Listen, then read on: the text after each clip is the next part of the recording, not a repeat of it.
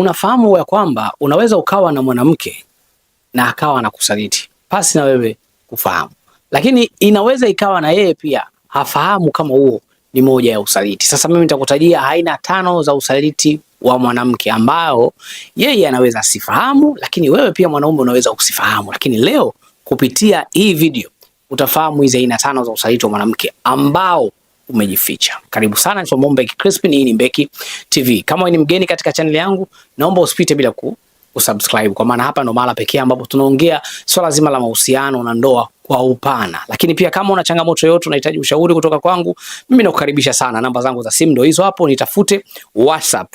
Nimeandaa utaratibu mzuri sana kwa kusaidia watu na madarasa mengi sana. Twende tukafahamu aina ya kwanza ya usaliti wa mwanamke katika mahusiano. Aina ya kwanza ya usaliti wa mwanamke ni usaliti wa kihisia wakati unashiriki naye tendo la ndoa. Nikupe leo siri ambayo huwezi kuifahamu. Unaweza ukashiriki tendo la ndoa na mwanamke wako mara 50, lakini mara moja tu ndio siku ambayo halijisikia anashiriki tendo na wewe, ama halikusikia unamfurahisha. Usaliti huu unatumika katika namna gani basi? Huu ni ule usaliti ambao mwanamke anaweza akalala na wewe ama anashiriki tendo la ndoa na wewe, lakini mawazo yake anayahamisha kwa ex wake ama anayahamisha kwa mwanaume anayempenda. Inaweza ikawa ex kwamba tayari au ameshaachana, lakini inaweza ikawa ni mwanaume tu ambaye hawajawahi hata kuwa pamoja, ama inaweza ikawa ni mwanaume ambaye yupo naye pamoja pia na kusaliti naye. Kwa hiyo hii ni aina ya usaliti wa kihisia wakati wa kushiriki tendo la ndoa. Wewe unajitahidi pale, unajituma pale, yeye anavuta hisia za mwanaume mwingine ili kujisikia vizuri anaposhiriki tendo la ndoa na wewe. Na mara zote anapojaribu kutaka kukusikia wewe, anakosa hiyo hamu ama hiyo shauku ya kujisikia raha. Kwa ili afike kileleni ama ajisikie vizuri kushiriki tendo, inabidi mawazo yake ayatoe pale na ayahamishe kwa mshikaji mwingine. Aanze kukumbuka namna alivyokuwa anafanya na ule mwingine, ama namna ule mwingine anavyokuwa anamfanya, namna anavyoenjoy kushiriki tendo na ule mwingine. Kwa anavuta picha ya ule mwingine ndio kama wewe. Ili ndio inamsaidia mwanamke wako kufika kileleni. Hiyo ni aina ya kwanza ya usaliti. Mara nyingi watu wanafikiri usaliti ni mpaka wewe utoke uende ukachepuke, lakini unaweza ukachepuka ukiwa kitandani na mwanaume wako, ama ukiwa katika msagamuano na mwanaume wako na bado ukachepuka. Kwa hiyo hii ni aina ya kwanza ya usaliti wa wanawake. Wanaume wengi hawafahamu. Unaona mwanamke wako unamridhisha, unaona mwanamke wako anaenjoy na wewe, anakuambia maneno mazuri, lakini kumbe akili yake ipo kwingine. Na mara kadhaa wapo wanaokosea hata kutaja majina. Wapo mara kadhaa sana, kwa sababu wanakuwa makini sana hawa. Kwa mara kadhaa sana wanakoseaga, wanaweza wakataja hata jina la mtu mwingine, ama wanaweza kaongea vitu ambavyo wewe ukawa uone vina make sense, kumbe yeye anaongea lugha ambayo alikuwa anaongea na mtu na huyo mtu anayemfikiria ama anayemkumbuka. Na mara nyingi hawa ni wanawake ambao hawapendagi kuongeleshwa sana unaposhiriki nao tendo la ndoa, kwa sababu anakuwa so emotional na yupo mbali kihisia. Kwa unapomuongelesha ni kama unataka kumrudisha katika ule uwepo wenu, halafu yeye hataki kurudi katika ule uwepo wenu. Kwa mara nyingi anaweza akakwambia nyamaza, au mara nyingi akawaongea yeye anagulia tu. Yani ni ule mtu ambaye mnashiriki tu tendo lakini sio activities nyingine. Anakuwa ni yuko very hard in emotional. Anakuwa yuko very sensitive. Yani anakuwa very tense kwenye lile tendo. Mara nyingi hao ni wanawake ambao hisia zao wanaziondoa katika lile tendo na wewe, na wanazihamisha kwa ule mtu ambaye wanatamani siku hiyo ndio angekuepo na wao, ama ndio wanamfikiria ili waweze kujisikia raha. Sasa hiyo ni aina ya kwanza ya usaliti wa wanawake. Ni usaliti wa kihisia unaposhiriki naye tendo la ndoa. Huu ni usaliti ambao aondoki kimwili, ila anaondoka kihisia. Aina ya pili ya usaliti wa mwanamke ni yule anayepiga sana kelele wakati wa kushiriki tendo la ndoa. Mwanamke umeingiza, anapiga kelele. Umetoa, anapiga kelele. Umeingiza kidogo, anapiga kelele. Umeingiza kwa nguvu, anapiga kelele. Umemkumbatia, anapiga kelele. Ushawahi kukutana na wanawake wa namna hiyo? Yaani yule mwanamke ambaye yeye anaugulia tu. Umeichomoa, umetoka mbali, anaugulia, anajifanya kuvuta, ni njoo.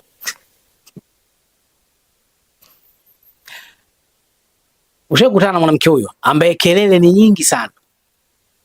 Anaweza akapiga kelele hadi majirani huko wakasikia, wewe yani Yaani wewe sijawahi jamani, wewe unaua wewe. Hapo mama wewe, naumia.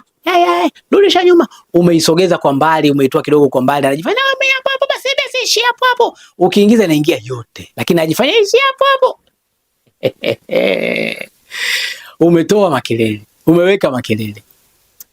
Hiyo ni aina ya pili ya usaliti wa wanawake. Wanawake wengi wanatamani mwanaume ajisikie vizuri, na wakati mwingine hawafanyi hivyo katika namna ya kufanya vibaya, lakini wakati mwingine wanafanya hivyo kukudanganya wewe ujisikie vizuri, ujisikie kama unamfikisha, ujisikie kama unamridhisha, ujisikie kama karidhika na wewe, katosheka na wewe, lakini kiuhalisia hakuna ulichokifanya, hakuna anachojisikia, ni kawaida sana, ila atamani kuwa katika uhalisia. Hivi unajua mwanamke unaweza ukaona mfanya wewe na akachukua gazeti akalisoma. Wapo wanaume, mwanamke anaweza ukamfanya na akasoma gazeti kulingana na namna ajisikii na wewe ama namna unavyoshindwa kumfanya vizuri. Lakini wapo wanaume wengine wanaweza wakakufanya wewe hata mkono kuusogeza pembeni ukashindwa. Kwa hiyo ukiona mwanamke wako anatumia mambo mengi sana kuaminisha kwamba anajisikia raha ama unamfikisha kwa kutumia kelele, kulukaluka, unajua kuna ule umemeka sogea nyuma mara kasogea pembeni, lakini ukiingiza unaona kabisa ngoma breki breki unazijua, ukiingiza ni breki ya mwisho, ngoma imeenda yote. Sasa bwana alia nini? Anarudi nyuma nini? Kaka tingishika huku mara kajifanya mtoto mara hapo kwa hapa. Hiyo ni aina nyingine ya usaliti wa wanawake. Sasa yupo yule anayefanya hivyo imradi wewe ujisikie vizuri, ujisikie unamtosha na ujisikie vizuri, yani uone kwamba okay, leo nimemridhisha mwanamke wangu. Wapo wanaojifanya hadi wamefika kileleni, kwa majifanya hapo nafika, nimemaliza. Kumbe hajamaliza, ni vile tu anakuonea huruma, naona huyu anavyoteseka hapa, hamna chochote anachokifanya, acha tu nijifanye nimemaliza na shughuli yake iishe, tupumzike. Sio, unaelewa? Kwa hiyo wapo wanaofanya hivyo katika namna ya kufanya ujisikie vizuri, lakini wapo wanaofanya hivyo katika namna ya kukuibia pia. Wapo wengine wanajifanya ili kukuibia ujionesha babi, umemshika mtoto umemweza na namna hiyo, sawa? Kwa hiyo ni aina ya pili ya usaliti wa wanawake. Wale wanawake wanaopiga sana kelele vyumbani, wanawake wanaojifanya wanajitingisha, mara ukimuingiza huko kachomoa, mara kakimbilia huko, mara hao ni wanawake wanaokuigizia. Kwa hiyo huo ni usaliti mwingine. Mwanaume kama hajafanya vizuri, mwelekeze namna gani ya kufanya vizuri, mfanye ujue ukweli ili uweze na wewe kufika, uweze kufurahia tendo. Haina haja ya kuficha madhaifu yake, haina haja ya kuficha unachojisikia ili kumridhisha. Huo utakuwa ni usaliti, kwa sababu yeye atafikiria tofauti na ukweli ulivyo. Kwa hiyo kuwa mwazi kwake kwamba unajua hivi si enjoy, hivi na enjoy. Acha huo usaliti wa kumuigizia wenzako. Aina ya tatu ya usaliti wa mwanamke ni kukuacha kabla hajaondoka ama kukuacha kabla hamjayavunja mahusiano. Unaweza ukawa unaishi na mwanamke lakini tayari ameshakuchoka na anapanga mipango ya kuondoka, lakini wakati wowote ataigiza anakupenda. Kumbe tayari kichwani mwake kishasema unajua nini? Mambo fulani, jambo fulani likikaa sawa, mimi hapa naondoka ama mimi mtu namwacha. Lakini anavuta subra, anaigiza wewe ni mwanaume bora, anaigiza anakupenda, anaigiza hakuna mwanaume kama wewe na kila kitu kinaenda sawa. Yaani ukiambiwa wewe mwanamke wako hakupendi, mwanamke wako atakuacha, mwanamke wako uwezi kuamini, kwa sababu anakuonyesha kila kitu ambacho wewe kitakufanya uamini anakupenda na bado yuko pamoja na wewe. Kwa hiyo huu ni usaliti mwingine mbaya sana. Wanawake hawanaga kawaida kama wanaume. Mwanaume unajua tuwezi kukaa na dukuduku. Sisi kama tukutaki tutatafuta tutatizo, tutakwambia hatukutaki. Ama tutakuonyesha reaction. Kuna baadhi ya vitu tutavipunguza kukufanyia ili kukuaminisha kwamba hatukutaki. Ila mwanamke yuko tofauti. Mwanamke upo naye nyumba moja lakini my friend amekuacha. Hakuhitaji tena. Hakutaki tena. Amesha kuchoka, lakini atakupikia, atakuwekea maji, atakupigia pasi, atakufuria, atakufanyia kila kitu kizuri. Mpaka mpango wake utakapokaa sawa, ndio atakapokuacha utoamini macho yako. Kwa hiyo watu wengi wanafikiri wanawake wanawaachaga ile siku ya mwisho. Wanawake wengi hawakuacha ile siku wanaosema tuachane, ama ile siku wanaoondoka. Mwanamke anakuacha ikiwa bado upo naye katika mahusiano. Huu ni usaliti mbaya sana na wanawake wengi wanao. Na ndio maana tukaamua tuishi na wanawake kwa akili. Lazima umfahamu mwanamke wako vizuri, uelewe. Ni ngumu sana kuufahamu usaliti, lakini ukiwa aware unaweza ukagundua baadhi ya sign. So that unaweza ukafix haraka kabla hajaondoka. Kwa sababu nasema huu ni usaliti ambao mwisho ndio unakuwa na ile decisions, unakuwa na maamuzi kwamba sasa kishaondoka kweli. Lakini kama ukiwa ni mtu ambaye uko aware na unamuelewa mwanamke wako vizuri, unaweza ukarekebisha huu usaliti na akavunja lile agano la kusema mimi huyu nishamchoka, simtaki tena, ipo siku nitaondoka. Akabadili maamuzi, akarudi kukupenda na asiondoke tena.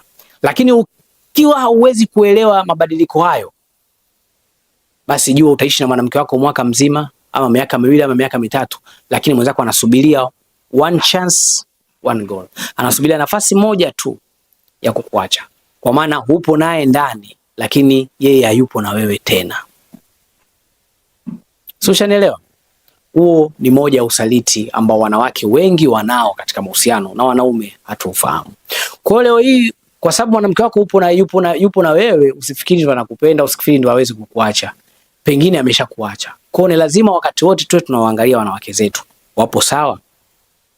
Je, usaliti huo hujaanza kufanya kazi kwao? Ili tuweze kujua kama kuna changamoto ama kama kuna mabadiliko, tuweze kurekebisha mapema ama tuweze kujiandaa na huo wakati utakapofika. Huo ulikuwa ni usaliti aina ya 3 wa wanawake. Usaliti wa 4 wa wanawake ni kuficha maendeleo yao. Maendeleo yao ni siri yao.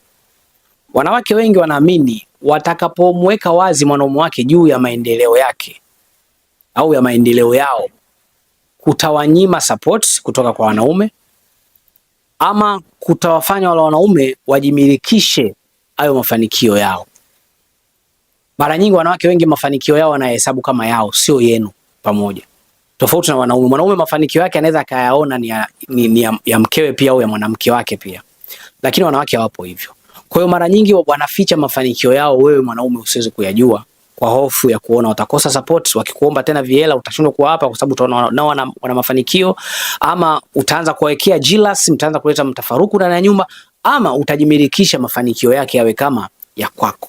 Kwa hiyo kutokana na hiyo changamoto anaona bora nifiche haya mafanikio yangu. Mfano, anaweza akawa anajenga nyumba, hawezi kukwambia kwa sababu akikwambia utashiriki katika lile jambo kama nyumba yenu, alafu mwisho wa siku itakuwa ya kwenu. Kwa hiyo mwanamke mafanikio yake anawekaga kama backup plan, kwamba ikitokea imeshindikana katika ndoa yangu ama katika haya mahusiano na mwanaume, mimi nina sehemu ya kukimbilia. Sio, unaelewa? Na wakati mwingine unaweza ukashangaa hela zako wewe ndio zinatumika kuleta mafanikio ya mwanamke wako, lakini wewe hujui. Kachukua hela mboga hapa, kacheza mchezo sio nini, kachukua hela mboga, kachukua mkopo kule, anafanya marejesho taratibu, kanunua kiwanja, kwa kuomba hela hii, kafanya kitu fulani, kajenga nyumba. Wewe hujui.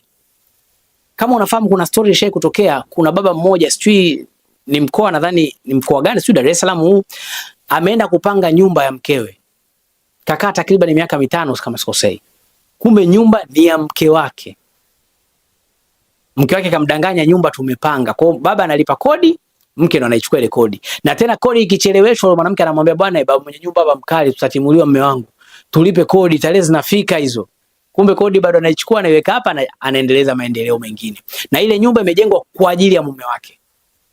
Yaani mume akileta hela hii, mume wangu na shida hii, mwanamke kajikusanya vile vya mumewe, kanunua kiwanja kimya, kakusanya tena vile vya mumewe, kajenga nyumba. Wanawake wengine wakifanyaga hivyo wanamwambia mume wangu, unakumbuka zile hela hivi, unakumbuka ile hela ulionipa, unakumbuka hii, bwana ile hela nimeiwekeza, nimenunua kiwanja, ama ile hela nilikopa nikalipa kidogo tukanunua kiwanja. Wanawake baadhi wanafanya hivyo, ila wengi wanaficha hayo mafanikio ili wakiamini ndoa ikienda vibaya yeye ana sehemu ya kujishikia ama na plan B. Na mara nyingi wanatengeneza wanatengeneza scenario ya kuamini kwamba pengine kwenye ndoa ama kwenye mahusiano watababaishwa. Kwa hiyo wakiwa na backup plan ya vitu kama hivyo itawasaidia sana. Kwa hiyo wanawake wengi wanaofanya usaliti katika mahusiano, wewe unajua la kwenu moja, kumbe yeye ana mengine pembeni ambayo wewe hauyajui. Kwa hiyo huu ni usaliti mwingine ambao wanaume wengi hawafahamu. Sawa, huo ni usaliti aina ya 4. Usaliti wa tano ambao ndio mbaya sana. Mwanamke anaweza akaingia katika ndoa na wewe bila kukupenda. Na inawezekana kukawa na mwanaume mwingine kabisa ambaye yeye anampenda, ila kuna sababu iliyomfanya asiolewe na yule, aolewe na wewe. Na hiyo sababu sio upendo. Na hautakaa ufahamu kama kaingia na ndoa na wewe kwa sababu nyingine tofauti na sio upendo. Kwa maana atakachoenda kukuonyesha ama atakachokuonesha na kukuaminisha ni upendo. Ni mwanaume peke yake kwa 99% ndio anaweza kaingia katika ndoa kwa sababu ya upendo. Kwa sababu wanaume ndio wanaooa. Kwa hiyo mwanaume asipokupenda ni ngumu kukuoa, ama asipokuchagua ni ngumu kukuoa. Ila kwa mwanamke ipo tofauti. Mwanamke anaingia katika ndoa kwa mambo mengi sana ukiachilia mbali upendo. Tofauti na mwanaume. Mwanaume upendo ndio utamuingiza katika ndoa kwa 99%. Wanaume wengi wanaingia katika ndoa kwa sababu upendo. 99% ya wanawake wengi wanaingia katika ndoa kwa sababu ya mambo mengine tofauti na upendo. Inaweza ikawa katika ndoa kukimbia umaskini, inaweza ikawa katika ndoa kwa sababu tu ya joho lile, tunasema cheo kile, ama daraja. Inaweza ikawa katika ndoa kwa sababu tu mwanamke anaweza kaingia katika ndoa kwa sababu tu ya kumkomesha mtu, unajua. Kwa sasa ndo nitamuonesha nitaolewa, yani ndo nitaolewa, yani anaweza kaingia katika ndoa kukomesha tu watu. Mwanamke anaweza kaingia katika ndoa kwa ajili ya kupata zawadi tu. Yani kuwe na sherehe, atunzwe tu, anaweza kufanya hiko kitu. Kwa hiyo mwanamke ana mambo mengi ama na sababu nyingi zinazoweza kumfanya aingie katika ndoa na asijali hata kama hakupendi. Tofauti na mwanaume. Kwa hiyo ni usaliti mbaya sana mwingine. Wanaume tunaooa wanawake za watu pasi na kujua, tunaamini ni wanawake zetu. Kumbe mumeoa mwanamke ambaye ana mwanaume wake mwenyewe anampenda kweli. Lakini kuna mambo hayajakaa sawa, mwanamke kaona okay, muda unaenda, acha ni. Yaani kuna sababu tumetokea kama awe na wewe. Lakini yupo mwanaume mwingine ambaye anampenda sana. Na huyo mke wako ambaye unaona anakupenda, kuna mwanaume mmoja akipiga simu moja tu, uko wapi, njoo, mwanaume mwingine anaichapa kama ya mkewe. Wapo. Na wanaume wengine wapo wabaya kabisa, wanaweza kumruhusu mwanamke sawa wewe, lakini yeye anaendelea kuichapa. Kwa hiyo huu ni usaliti mwingine mbaya sana, na unawafanya wanawake waishie katika ndoa pasi na kukosa kuwa na amani. Ndio hiyo unashangaa unamuoa mwanamke lakini mbona hakutii, mbona hakusikilizi, mbona hakuelewani, mbona ndani hamna maelewano, tatizo ni nini?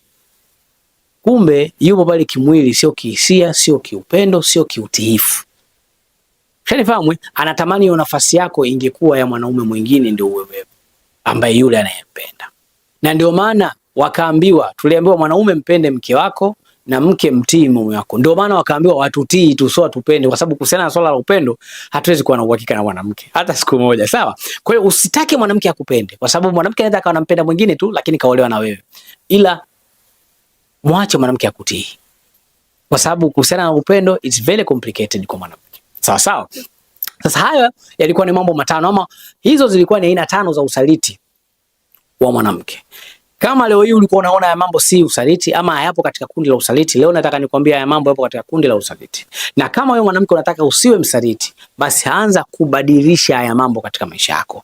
Pengine unamlalamikia sana mwanaume wako anakusaliti, mwanaume wako hakupendi, mwanaume wako mbaya.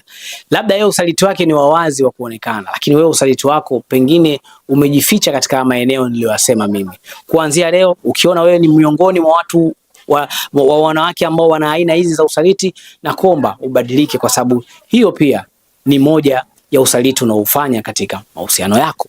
Natumai umenielewa sana. Naomba uniambie kama mwanamke, kuwa tu muwazi. Niandike katika comment. Je, kati ya hizi aina 5 za usaliti, ni usaliti upi ushawahi kufanya katika mahusiano yako? Ama unaendelea kufanya katika mahusiano yako? Then tutazungumza, tutapiga story na tutashauriana kwa namna gani tunaweza tukabadilisha mambo. Sawa sawa. Lakini pia una changamoto katika mahusiano yako, migogoro na kadhalika, kama unataka kuboresha mahusiano yako, usikose pia kunitazama kwa namba zangu za simu. Hizo ni text, WhatsApp. Tutashauriana vizuri sana kuweza kuboresha mahusiano yetu. Mimi nikuage tu kwa sasa. Nashukuru kwa na mimi mwanzo mpaka mwisho. Hadi wakati mwingine tena, ulikuwa na mimi Mombeki Crispin. Bye bye.